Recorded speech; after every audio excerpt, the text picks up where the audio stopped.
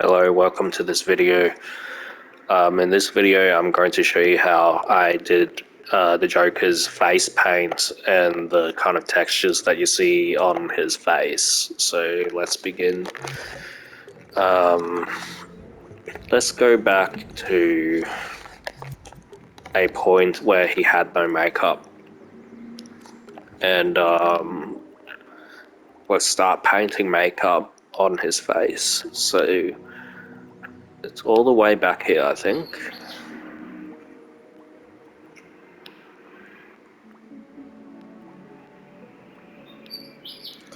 Alright, so this one, I don't think he has makeup here. So the first thing that I did to create a skin texture was I duplicated the sculpt across, clicked on it, and then converted it to a painting. And this is only available in the latest version of Dreams. And then I just chose a skin kind of tone like this, made it maybe a little bit more shiny or waxy, changed the material a bit, and then I overlaid it on top like so, and then changed the opacity down to like 26 or something.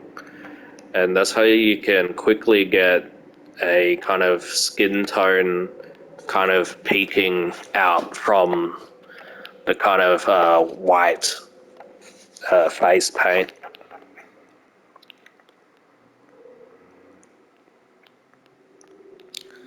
So that's basically, yeah, how I did the skin tone kind of peeking out, or like the kind of makeup kind of coming off, you know. And then on top, what I did, I used the paint mode, but in the guides, I use snap to surface, so surface snap. I changed the fleck type to like a splat, selected a dark red, and then I pretty much just went in and started applying the makeup. So I just clicked and smeared. So the lighter you press something, the more faint it is. So this is really useful because you can start off like really dark. I use studio lighting in this case. I start off in a really high contrast kind of area, make it small to get the detail. And then I use a broader brush, like a bigger brush, to kind of click and kind of smudge it away from that really high contrast area and try to make this gradient that fades out into the makeup. So that's how I kind of get this kind of smudge effect. And then I just went ahead and applied it like to the whole face. So then if you want to do the lips, it's kind of like applying actual makeup to someone's face. There's no UV unwrapping like in other programs. You just paint the makeup straight onto the model. And that's pretty much how it works in Dreams. So for his eyes, I just chose a black color. And his eyes were given a bit more attention, but it's pretty much the same technique being used. And I just went ahead and used a much finer kind of brush, like a smaller brush, to kind of get really into the small kind of areas of the sculpt. and, you know, just based on the reference again, went in and applied the makeup like this. And that's it, you know, and the more you work on it, you'll end up with something like this.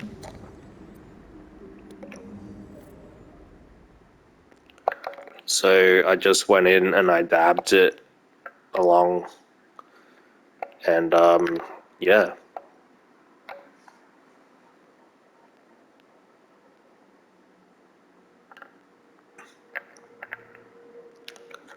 So I hope that gave you a bit more insight on how I did the Joker's makeup, and hope that was useful.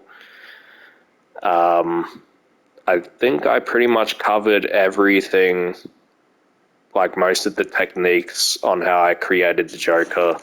There's some other things like baking textures on, like spray painting onto the actual sculpt.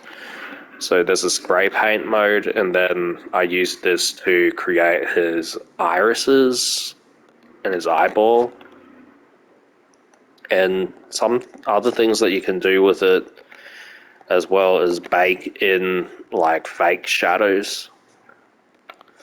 So you can select a black, make sure like the spray paint is at, you know, I don't know, like,